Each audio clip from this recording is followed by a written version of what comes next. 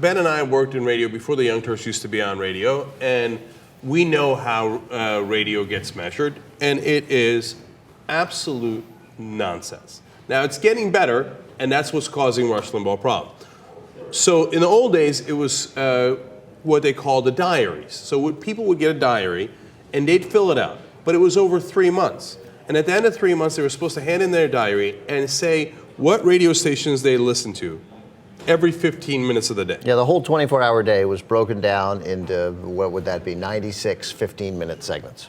And so people were supposed to remember 2.5 months ago on a Wednesday on a 2:15, what were you listening to? But theoretically, they're supposed to fill it out that day, but people would always, maybe at the end of the week, they'd like, oh, I didn't fill that out, and you'd go back and fill in, obviously. And that happened a gigantic percentage of the time. So radio numbers were always made up. Like, I mean, they'd look at those books and they'd be like, yeah, okay. And then the guy writing out the books like, I think I listened to NPR. That's why NPR, even though they didn't ask for ratings, would do stunningly well in the ratings, because at the end, people were like, what did I listen to? Oh, I must have listened to NPR. Right. So they write in NPR. You know what it is. That's why Howard Stern did better and why Rush Limbaugh did better, is that they were known entities. They obviously were doing well anyway. They were doing fine. But, you know, when you go back, that's what you write down. Because it's name recognition. Right. You're not sure you remember the DJ on some station that you already forgot to call letters to, but you remember Rush, you remember Howard, right? Right. And of course, and at least from Howard's point of view, my hunch is many of those people were like, well, every morning I listen to Howard. That part was probably true. Yeah. And maybe they didn't listen every morning, but they wrote down every morning. So Yeah. these are among the factors that went into it, right? So it's a lot of hocus pocus, and there are no national numbers. And everybody knew that it was hocus pocus, but it was, and the TV ratings are flawed in a similar way, but these were particularly flawed, and because people don't remember what they listen to on the radio nearly as often. You change it around constantly.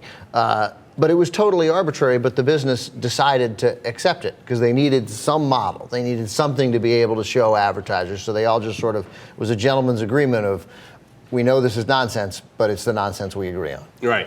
And then you will see that people will quote Rush Limbaugh as 20 million or 15 million listeners a day or a month. It changes, right? First of all, 20 and 15, which one is it? That's a giant difference. Since they're making up the number, they're like, what was it? 15. Right. Was it 20? Like they're making it up. There is no national number. Therefore, like how many people listen to Rush Limbaugh? It's not like a TV show that's nationwide like American Idol. There's no one central number. You'd have to go to Kansas and St. Louis and LA, and you'd have to sum it all up. Made up, okay, made up.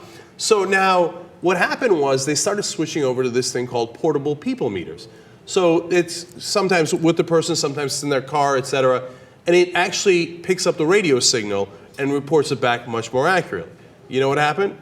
Turns out not very many people were listening to conservative talk shows. In fact, WABC in New York is switching formats entirely, thinking about switching formats entirely. This has already been reported in New York. WABC is the largest conservative talk station in the country. They have Limbaugh, they have Hannity, they have Savage, they have the big ones. They're thinking of dumping the entire format because it turns out when you actually get accurate ratings, people don't listen to it. So don't believe the hype that Rush Limbaugh's got 15 million listeners. Nonsense, utter nonsense.